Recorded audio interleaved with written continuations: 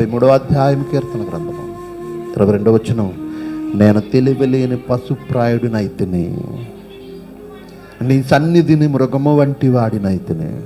నీ సన్నిధికి వచ్చి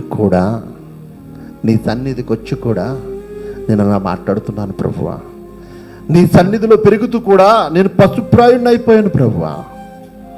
అబ్బా, ఏం రియలైజేషన్ అండి. నేను తెలివిలేని పశుప్రాయుడినైతిని, నీ సన్నిధిని మృగము వంటి వాడనైతిని. అయినను నేను ఎల్లప్పుడూ నీ యొద్దనున్నాను, నా కుడి చెయ్యి నీవు పట్టుకొని ఉన్నావు. దేవుని కుమారుడా, దేవుని కుమార్తె, నువ్వు జారిపోవడానికి సిద్ధంగా ఉన్న సంగతి నువ్వు గ్రహించి నువ్వు దేవుని సన్నిధిలో పశ్చాత్తాపడితే నీ కుడి చెయ్యి పట్టుకుని లేవనెత్తడానికి దేవుడు సిద్ధంగా ఉన్నాడు. ఈ రాత్రి దేవుడు నీతో మాట్లాడుతున్నాడు.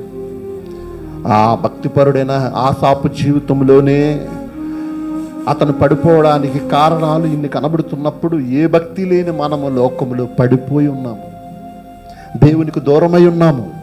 అయినా నువ్వు చింతించవద్దు. ఈ రాత్రి దేవుడు నీతో మాట్లాడుతున్నాడు, నిన్ను లేవనెత్తడానికి సిద్ధంగా ఉన్నాడు. భక్తుడు అంటున్నాడు, ఆకాశమందు నువ్వు తప్ప నాకెవరున్నారు. ఇదే అధ్యాయంలో ఇందాక వాక్యపట్నంలో చదువుకున్నాం. దేవాకాశమందు నీవు తప్ప నాకెవరున్నారు, నీవుండగా నాకు వీళ్ళెవరు కనపడరు తండ్రి, నన్ను క్షమించిన ఆయన. నీ సన్నిధిని నేను మృగము వంటి వాడినయ్యాను, పశుప్రాయుడినయ్యాను. నేను ఎల్లప్పుడూ నీ యొద్దనున్నాను, నీ యొద్ద ఉన్నను, పశుప్రాయుడిని అయిపోయాను.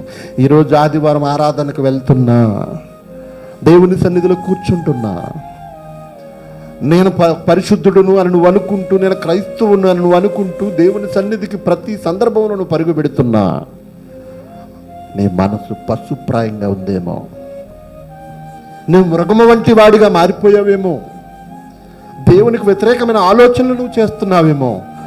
ఒక్కసారి నువ్వు పశ్చాత్తాపడితే దేవుడు నీ చెయ్యి పట్టుకుని లేవనెత్తడానికి సిద్ధంగా ఉన్నాడు. లోకమంత ఏకమై ఆశలు కలిగించినను మమ్మును రక్షించిన నీ ప్రేమలో నిలిచెదము.